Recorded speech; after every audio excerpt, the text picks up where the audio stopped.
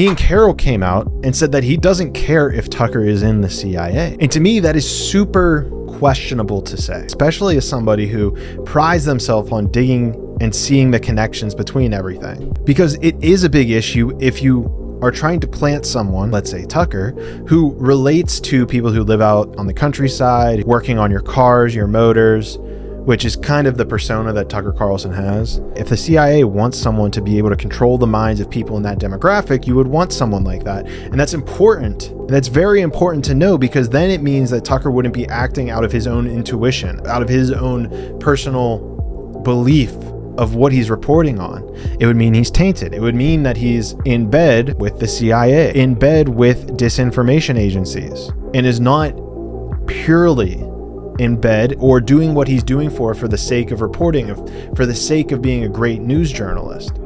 So that's why this matters. And it shocks me that Ian Carroll would have came out and said that he doesn't believe or care.